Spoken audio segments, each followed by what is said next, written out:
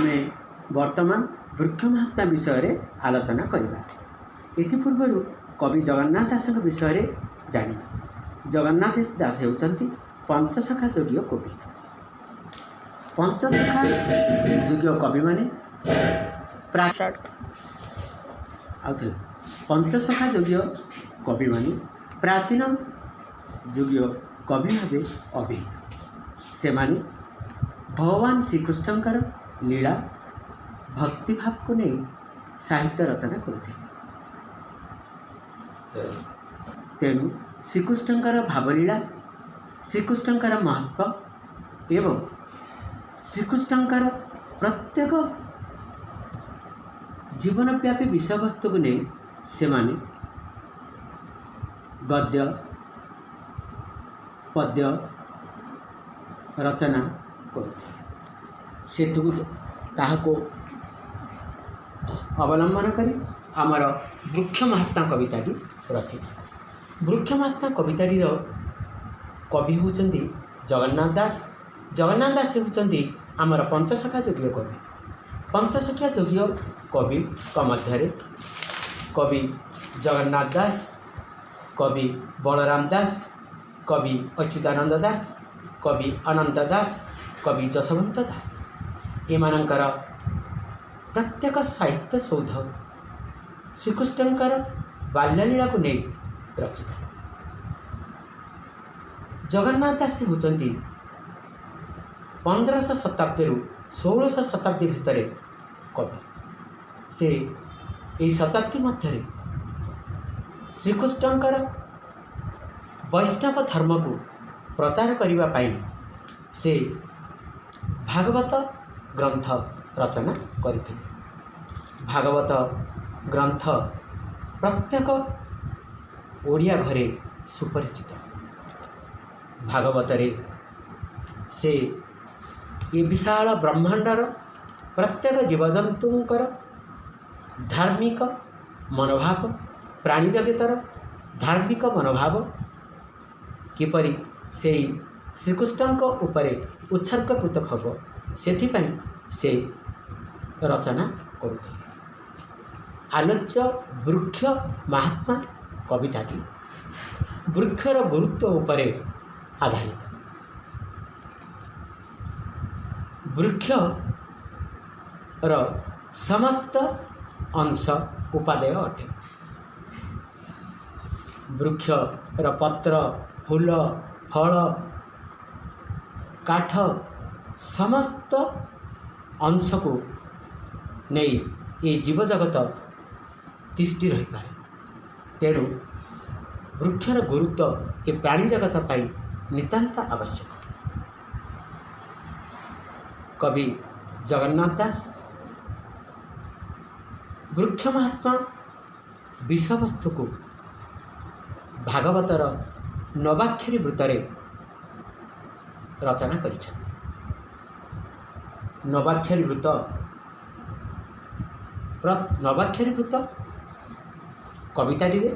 कवितार प्रत्येक धारी 9टी अक्षर नहीं गठित। ये प्रथम धाड़ीर 9टी अक्षर शेष पद, द्वितीय धाड़ीर शेष पद सहित जतिपात बा मिलन होता है। यह नवाक्षरी वृत्त बोली कहुए।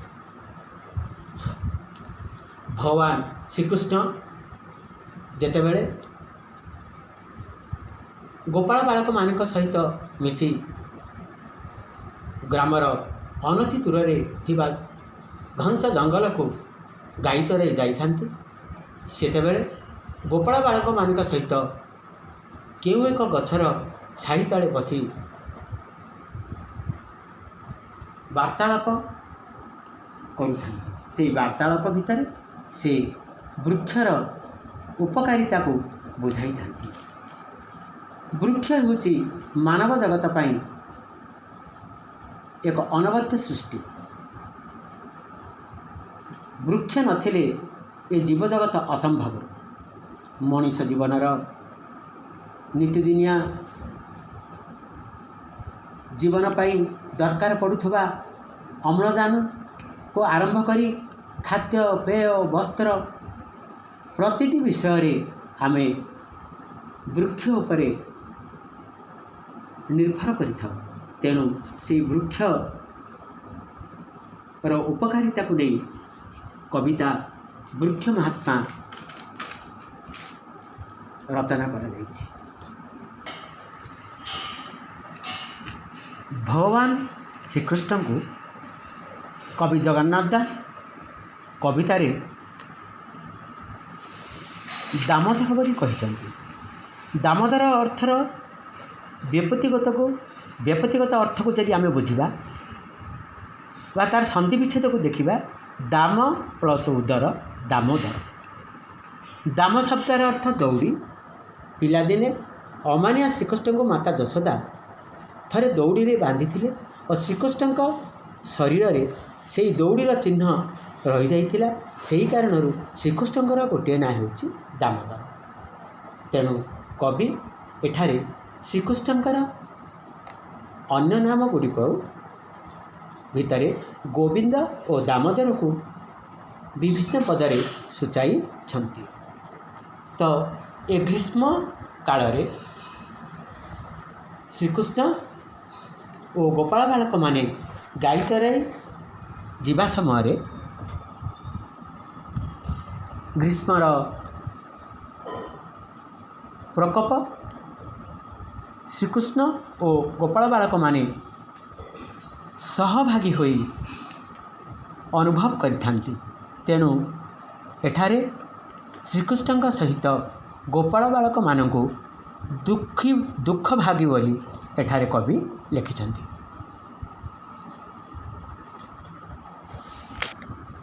कथा संस्कृत अच्छी परोपकाराय स्वर्गाय। परर उपकार मंगल करिबा प्राणी ही प्रकृत में स्वर्गवास हुए। धार्मिक व्यक्ति रूपे गणना करा जाए। वृक्ष आम पाई एक अति आवश्यक जिनसटी। वृक्ष बंचिले आमे बंचिबा। तेणु वृक्ष उपरे गुरुत्व आरोप दे तत्कालीन कवि जगन्नाथ दास श्रीकृष्ण मुखरे वृक्षर उपकारिता विषय वर्णना करिसंती। दुष्ट निवारी संथकाली दयासागर बनमाणी। से दयासागर श्रीकृष्ण जदिओ देवकी ओ वासुदेवंकर एकमात्र संतान थिले। कंसर प्रकोपरे से मथुरा कंस से गोपपुर रे नंद और यशोदांकर पालित पुत्र रूपे परिचित थिले।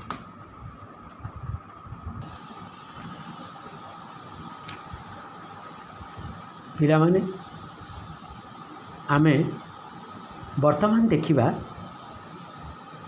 ए कवितांशटी एमिति केते शब्द अच्छी जो शब्दर अर्थ को बुझी आमे वाक्य गठन करिबा। चराई चराई मु आगुरु कहिछि जे प्राचीन साहित्य रे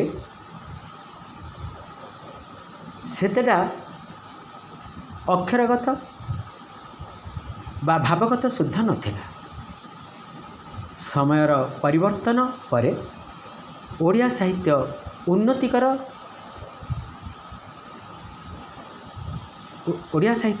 उन्नतिकर स्तर को आसिला।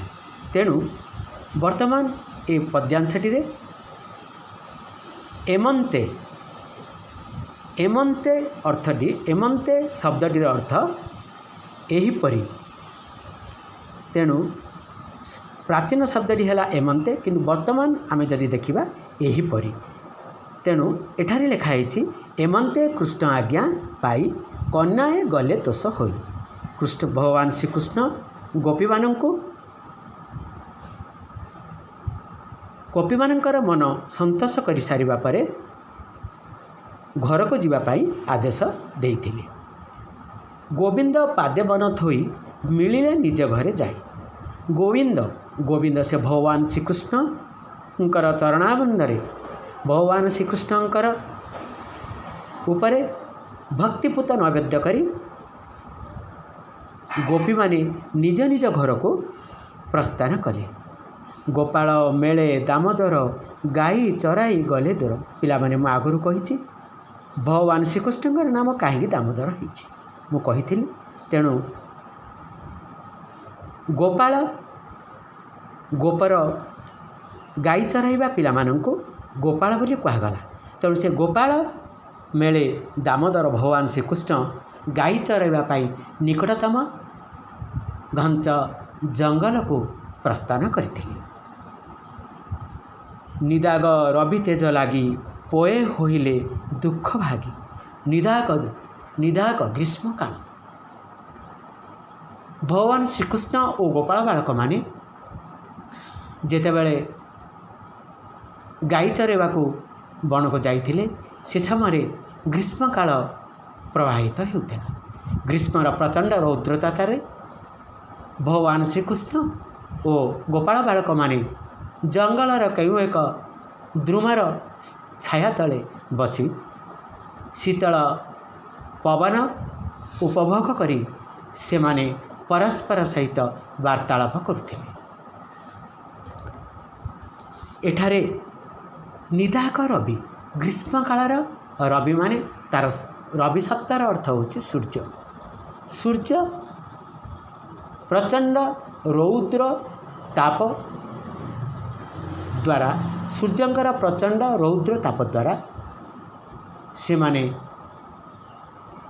अति दुख अनुभव करुथिले। तेणु परस्पर दुखरे भागीदार होई बनरे गाई चराउथिले। चरांती गोरु गोप मेले शीतल छाया वृक्ष तले। कवितांशटीर शेषरे मु आगुरु कहिछि भगवान श्रीकृष्णकर लीला रस को कवि जगन्नाथ दास नवाक्षरी वृत्तारे रचना करथिले। पिला माने एठी देख चरांती गोरु गोप मेले शीतल छाया वृक्ष तले। प्रथम धाड़ीर शेष पद मेले शीतल छाया वृक्ष तले।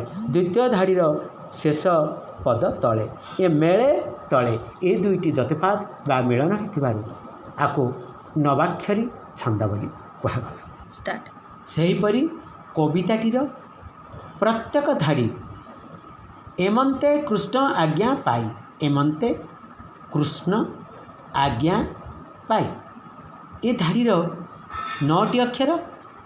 द्वितीय धाड़ीर कन्याए गले तोष होई कन्याए 3 गले तोष होई 9टी अक्षर। ये 9टी अक्षर दे दुईटी धाड़ी 9 अक्षर दे दुईटी धाड़ी रचना करागला एवं शेषरे पाई होई द्वितीय पदर थोई जाई तृतीय पदर दामोदर दूर एहीपरि भावे कविताटी नवाक्षरी वृत्तारे रचना करागला। पिला माने आज पाई आमर कवितांशटी एतिकिरे आमे समाप्त करिबा। आउ वर्तमान दिया जाइथिबा वर्कशीट को प्रश्न पत्र को देखि तम उत्तर लिखिबो। आमे परे आउ थरे पढ़िबा। धन्यवाद।